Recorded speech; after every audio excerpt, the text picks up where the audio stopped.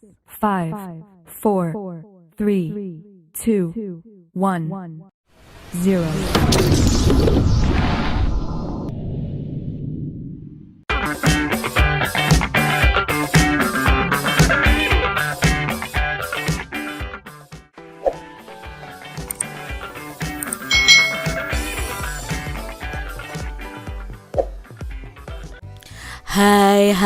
Hai.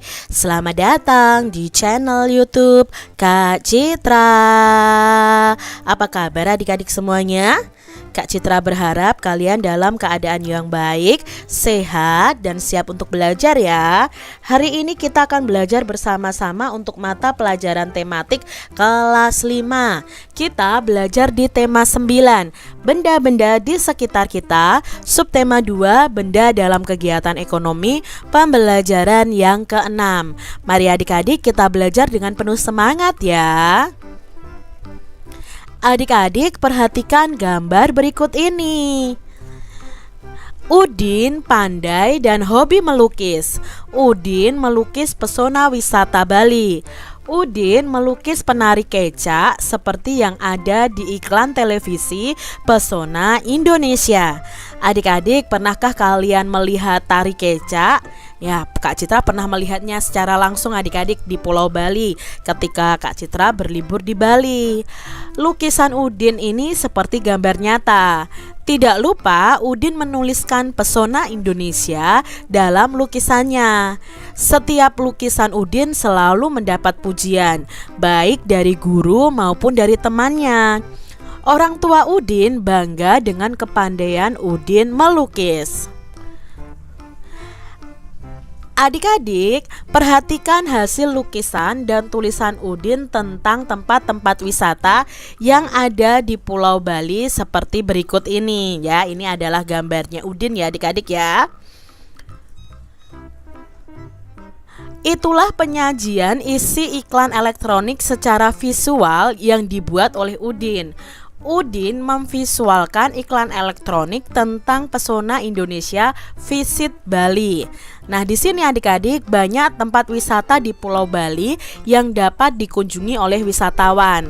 Ada 2 tempat yang diiklankan melalui pesona Indonesia Visit Bali, yaitu ada Ubud dan Pantai Kute adik-adik.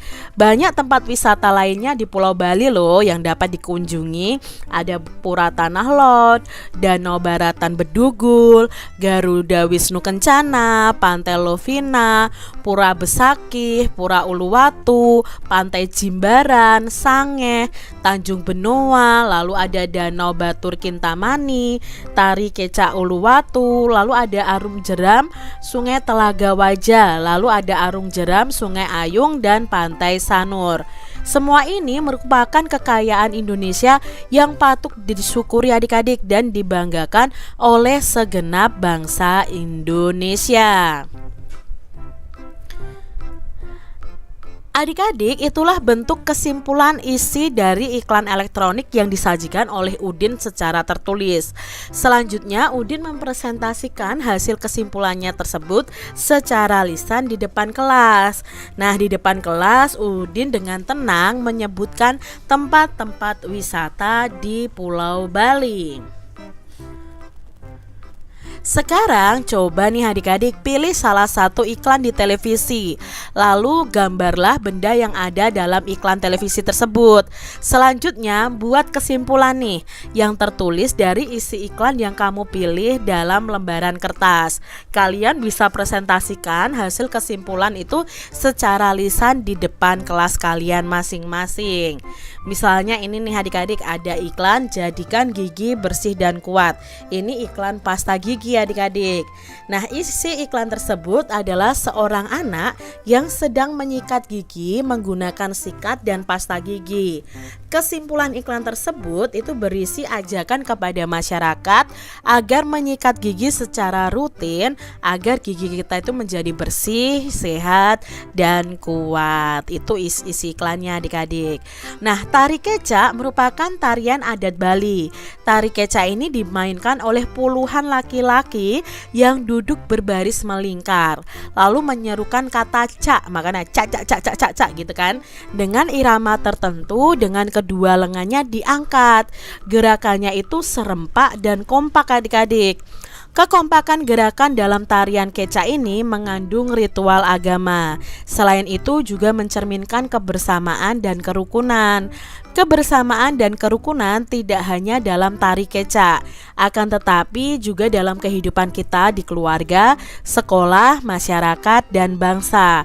Kebersamaan dan kerukunan itu penting dalam mewujudkan persatuan dan kesatuan bangsa Indonesia.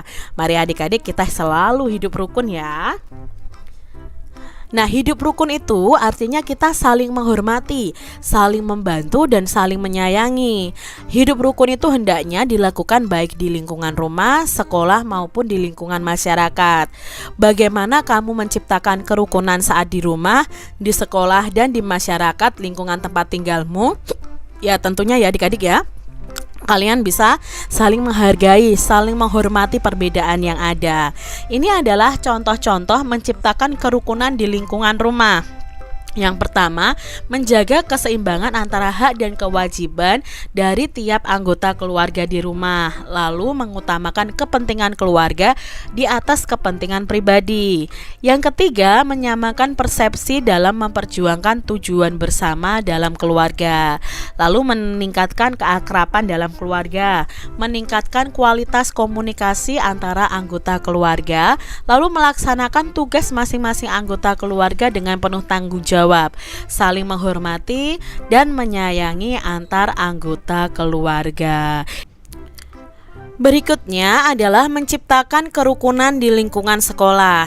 Caranya itu dengan tidak membeda-bedakan teman sekolah karena agamanya, atau karena suku, ras, atau status sosialnya. Lalu saling menghormati dan menghargai antar teman sekolah. Siswa yang lebih tua melindungi siswa yang lebih muda, dan siswa yang lebih muda juga harus menghormati siswa yang lebih tua. Lalu berikutnya ada sikap saling tolong-menolong antar teman sekolah. Lalu menanamkan pada diri sendiri bahwa perbedaan yang ada di sekolah adalah suatu anugerah adik-adik. Lalu kita juga harus menghargai hasil karya teman, menghargai pendapat teman lain. Ini menciptakan kerukunan di lingkungan sekolah. Lalu menciptakan kerukunan di lingkungan masyarakat. Contohnya adalah membiasakan tersenyum dan menyapa jika berjumpa dengan teman atau tetangga sekitar. Yang kedua, turut aktif nih untuk mengikuti kegiatan yang diadakan di masyarakat. Misalnya adalah kerja bakti, rapat warga, pos kamling, dan lain sebagainya. Membantu tetangga yang mempunyai kegiatan tertentu atau sedang hajatan adik-adik. Menghargai dan menghormati tetangga yang berbeda agama, suku, dan ras. Lalu mengutamakan musyawarah mufakat dalam pengambilan keputusan yang berhubungan dengan masyarakat. Mengembangkan sikap kekeluargaan dan gotong royong dalam kehidupan bermasyarakat. Lalu saling menghormati pendapat dan hasil karya orang lain. Ini menciptakan kerukunan di lingkungan masyarakat. Adik-adik, apakah kerukunan bagimu itu memberikan rasa aman dan mengapa nih alasannya? Nah, menurut Siti, kerukunan itu memberikan rasa aman untukku karena dengan kerukunan itu dapat mengurangi perselisihan atau pertentangan. Nah, saat pertentangan itu ya dapat dikurangi, maka persatuan akan lebih terjaga, kehidupan akan lebih harmonis, lebih tentram, dan pada akhirnya akan timbul rasa aman di komunitas atau lingkungan tersebut. Adik-adik, perhatikan peristiwa-peristiwa yang mengutamakan kerukunan berikut ini. Nah, ini adik-adik, peristiwa yang pertama adalah kerukunan di sekolah. Apa yang dikerjakan anak-anak dalam gambar tersebut dan apakah mencerminkan kerukunan saat di sekolah? Nah, adik-adik, anak-anak pada gambar tersebut itu sedang merapikan buku-buku yang ada di perpustakaan sekolah. Gambar tersebut mencerminkan kerukunan saat di sekolah karena anak-anak telah mempraktekkan tentang adanya perilaku saling pengertian di antara mereka untuk tetap menjaga fasilitas sekolah. Juga sikap mengutamakan kepentingan bersama di atas kepentingan pribadi. Lalu gambar yang kedua nih adik-adik ya, gambar orang-orang sedang melakukan ronda malam. Nah, apa yang dikerjakan oleh bapak-bapak pada gambar tersebut adik-adik? Di manakah sikap atau perilaku pada gambar tersebut sering dilakukan nih? Nah, bapak-bapak ini sedang melakukan ronda keliling kampung dengan siskamling ya, sistem keamanan lingkungan. Nah, gambar tersebut itu mencerminkan sikap kerukunan antar masyarakat, di mana dengan sukarela dan kesadaran tinggi, warga masyarakat itu turut aktif melakukan kegiatan demi kepentingan bersama. Nah, dengan keamanan lingkungan, diharapkan masyarakat itu dapat hidup lebih tenang dan harmonis.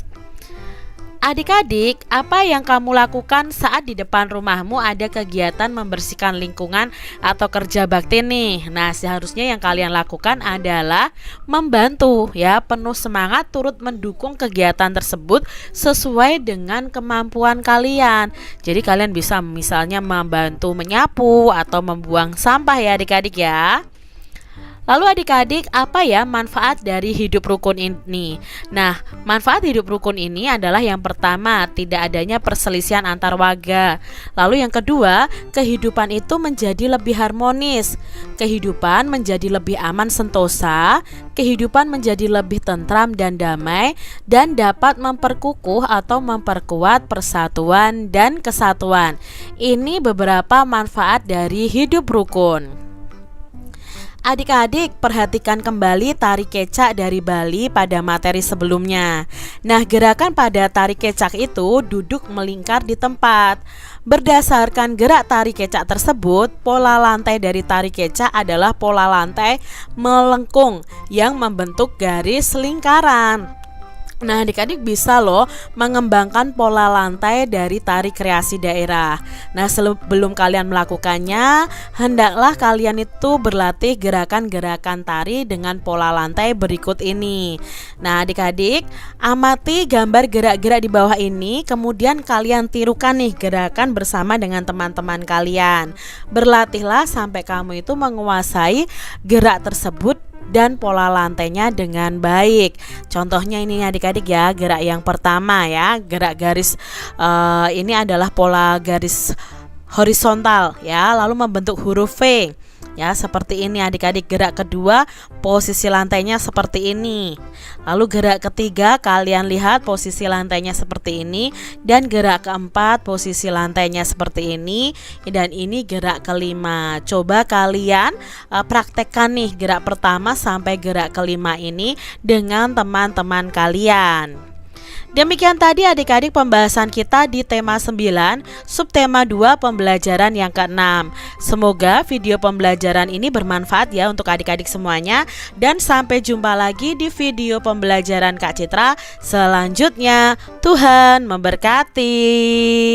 Jangan lupa tekan tombol subscribe, lalu tekan loncengnya, tekan juga tombol like, lalu share ke media sosial kalian. Jangan lupa untuk ikuti media sosial Kak Citra. Terima kasih.